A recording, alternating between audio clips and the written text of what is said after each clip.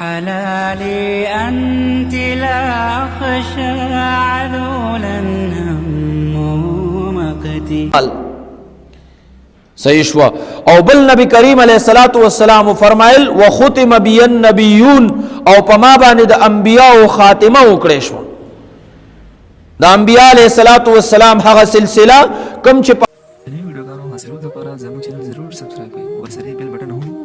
آدم علیہ الصلوۃ والسلام باندې شروع او هغه کړه را روانه هغه مکان هغه زنجیر د انبیاء علیہ الصلوۃ والسلام چې په وصف د نبوت او رسالت سره موصوف الله جل جلاله پما محمد صلی الله علیه وسلم باندې ختمه کړه.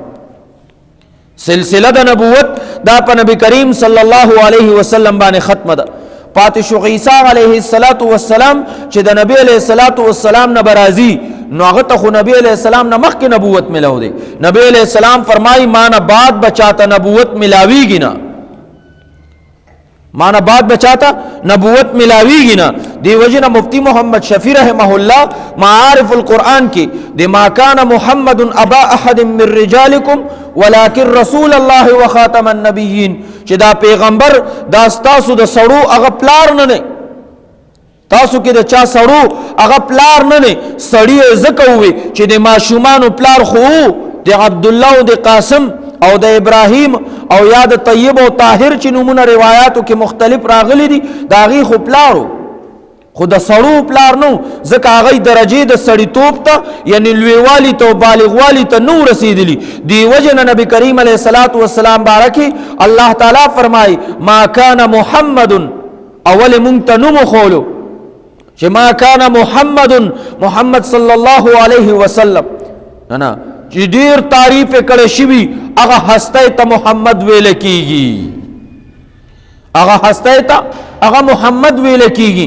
او دا الله د خپل نوم محمود نه راوخ کنه په خبره باندې پوښ محمد او دا سه ناشنا نوم الله تبارک وتعالى خپل پیغمبر ته کې خودل چې الله تدا پته و چې آینده کې ډیر بدبخت خلق راځي چې د دې پیغمبر هغه مذمت پکې په دې پیغمبر پسې بد وای نو څوک چې چا پسې بد وای نو خامخا دا غنو مخلی، څوک چې چا پسې بد وای نو خامخا دا غنو مخلی زین تراله. نو الله خپل پیغمبر ته دا سینوم کې خودو چې یو سړی دا غنو واخلی او ورسته بد وای نه نو دا پزان له په مخصه پیړه ور کوي.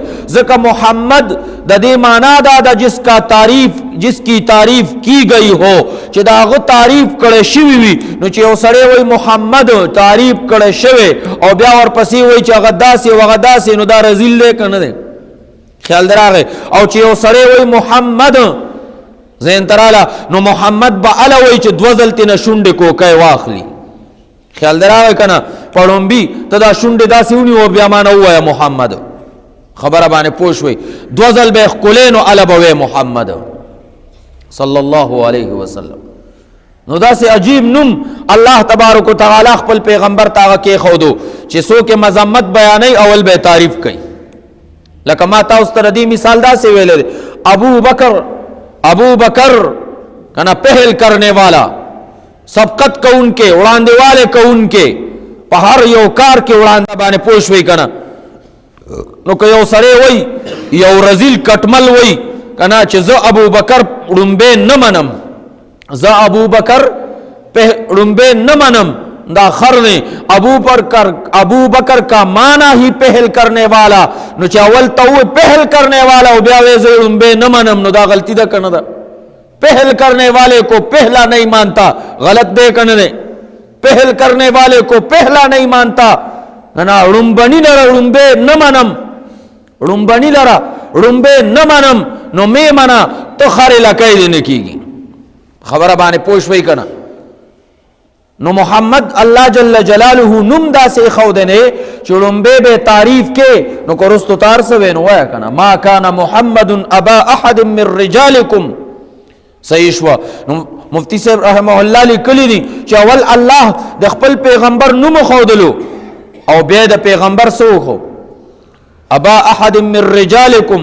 نو مشرکین ډول غاړه تواچول چې زبس خره دی خواسم د چاپلار نه نه مون خو وی چې دی باب تری انا دی به اولاد دی به شنډي जहन तराल खबर और देब मीराती नऊज़ बिल्लाह मुख्तलिफ मुख्तलिफ अल्फाज सर बकवास शुरू को न अल्लाह तबारक व तआला फरमाइल कना चे खुशाली गई मा वलाकिर रसूल अल्लाह सही शवा द चापलार देना द सड़ू प्लार न लेकिन द अल्लाह रसूल द रूहानी औलाद में द क़यामत सबा पूरी रवानी।